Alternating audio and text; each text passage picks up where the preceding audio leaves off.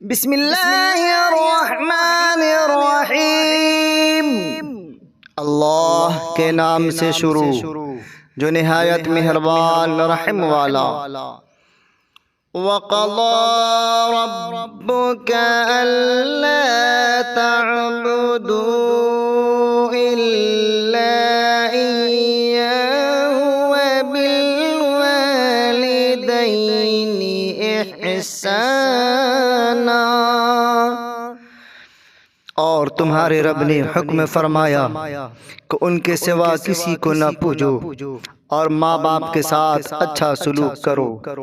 إِمَّا يَبْلُغَنَّ عِندَكَ الْكِبَرَ أَحَدُهُمَا أَوْ كِلَاهُمَا، اگر تیرے سامنے ان میں ایک یا دونوں بڑھاپے کو پہنچ جائیں، فَلَا تَقُل لَّهُمَا أُفٍّ وَلَا تَنْهَرْهُمَا، تو ان سے اف تک نہ کہنا اور انہیں نہ جھڑکنا۔ وَقُل لَّهُمَا قَوْلًا کریما، اور ان سے تعظیم کی بات کہنا۔ وَاخْفِضْ لَهُمَا جَنَاحَ الذُّلِّ مِنَ الرَّحْمَةِ، اور ان کے لیے عاجزی کا بازو بچھانا نرم دلی سے۔ وَقُل رَّبِّ ارْحَمْهُمَا كَمَا رَبَّيَانِي صَغِيرًا، اور عرض کر کہ اے میرے رب تو ان دونوں پر رحم کر جیسا کہ ان دونوں نے مجھے بچپن میں پالا ہے۔ اللہ تبارک و تعالی کا کتنا بڑا احسان ہے، کتنا بڑا فضل ہے، کتنا بڑا کرم ہے کہ اس نے ماں باپ کے مقام کو قرآن مقدس میں بیان فرمایا۔ وہ لوگ جو اپنی ماں باپ کو جھڑکا کرتے ہیں، وہ لوگ جو اپنی ماں باپ کو گالی دیا کرتے ہیں، وہ لوگ جو اپنی ماں باپ کے احسان کو بھول جایا کرتے ہیں، وہ شاید اس بات کو بھول جاتے ہیں کہ اگر ماں باپ کو اپنے بچوں سے نفرت ہوتی تو پیدا ہوتے ہی ان کے گلے کو دبا دیتے یا دودھ میں کوئی ایسی چیز ملا کر پلا دیتے جس سے اس کا انتقال ہو جاتا۔ مگر ماں باپ کے دل سے پوچھا جائے کہ انہیں اپنے اولاد سے کتنی محبت ہوتی ہے۔ جب بچہ چھوٹا ہوتا ہے تو ماں باپ کتنی مصیبتیں مشقتیں جھیل کر اپنے اس ننھے منھے بچے کی پرورش کرتا ہے، یہاں تک کہ ٹھنڈی کے موسم میں ماں اگر سوتی ہے، بچہ پیشاب کر دیتا ہے تو ماں اس بھیگے ہوئے جگہ پر خود سو جاتی ہے، مگر بچے کو ٹھنڈ سے بچا لیتی ہے۔ گرمی ہوتی ہے، بچہ گرمی سے بے چین ہوتا ہے تو ماں رات بھر بیٹھ کر اپنے بچے کو پنکھے کی ہوا دیتی ہے، اگر پنکھا میسر نہ ہو تو اپنے آنچل کی ہوا دیتی ہے۔ اگر رات ہو یا دن، صبح ہو یا شام، ہمیشہ اپنے بچے کی پرواہ کرتی ہے۔ وہی بچے بڑے ہو کر اپنے ماں باپ سے زبان درازی کرتے ہیں اور کہتے ہیں تم نے میرے لیے کیا کیا۔ جب باپ بوڑھا ہوتا ہے تو باپ کو یہ کہتے ہوئے سنا جاتا ہے چل ہٹ بوڑھے، تجھے کیا سمجھتا، تیری عقل ماری گئی ہے، تو سٹھیا گیا ہے۔ اللہ اکبر، ایسے ایسے جملوں سے باپ کو مخاطب کیا جاتا ہے، ایسے ایسے الفاظ سے ماں کو بھی مخاطب کیا جاتا ہے۔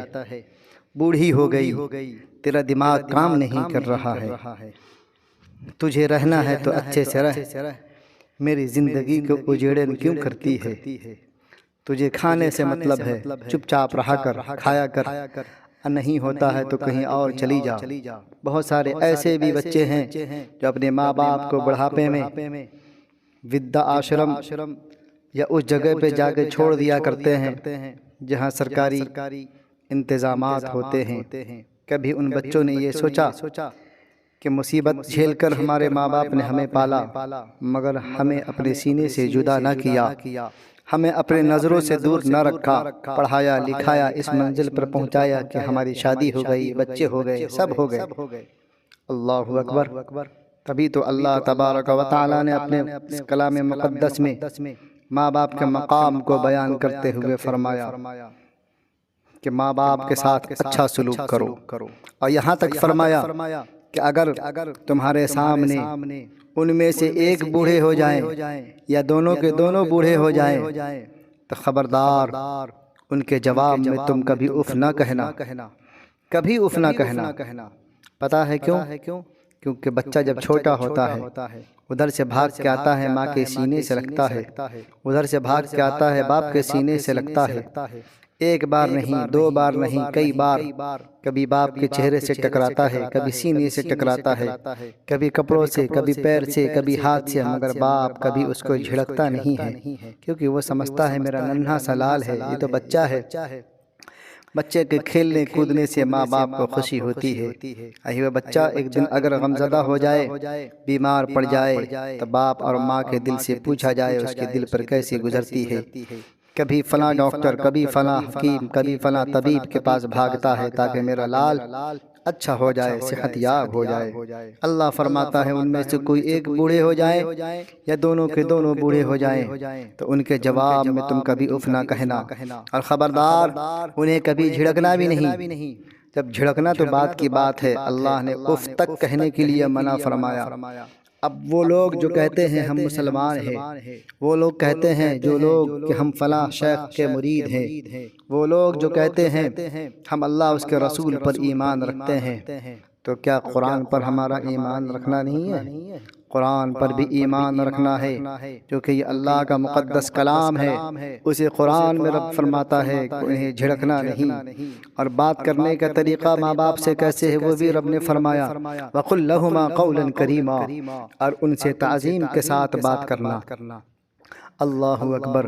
جب بچہ ماں باپ کے سامنے بڑا ہوتا ہے اور ادب سے بات کرتا ہے تو اس کے دل سے پوچھئے، اس کے دل کی کلی کھل جاتی ہے، اس کی محنت کا ثمرہ اسے مل جاتا ہے۔ جس طرف سے گزرتا ہے لوگ کہتے ہیں ماشاءاللہ مبارک ہو آپ کا بچہ کامیاب ہے، بہت باادب بچہ ہے، بہت تہذیب والا بچہ ہے، بہت مہذب بچہ ہے۔ اللہ اکبر، مؤدب و مہذب بچہ ہے، سبحان اللہ۔ تب اس کے باپ اور ماں کے دل پر کتنا اچھا محسوس ہوتا ہے۔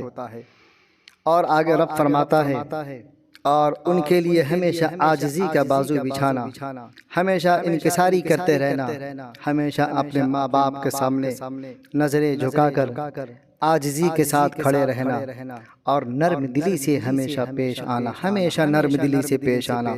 کبھی تمہیں ڈانٹ بھی دے تو اس ڈانٹ کو اپنے سینے سے ماں باپ کا نصیحت نامہ قبول سمجھ کر قبول کر لینا، مگر کبھی انہیں جھڑکنا مت۔ اور اللہ مزید یہ فرماتا ہے کہ اے میرے بندو، اور عرض کر اور کہہ کہ اے میرے پروردگار، ارحمہما، ان دونوں پر رحم فرما، کما ربیانی صغیرا، جیسا کہ ان دونوں نے مجھے بچپن میں مجھ پر رحم فرمایا، جیسا کہ ان دونوں نے مجھے چھوٹی عمر میں مجھے پالا۔ سبحان اللہ۔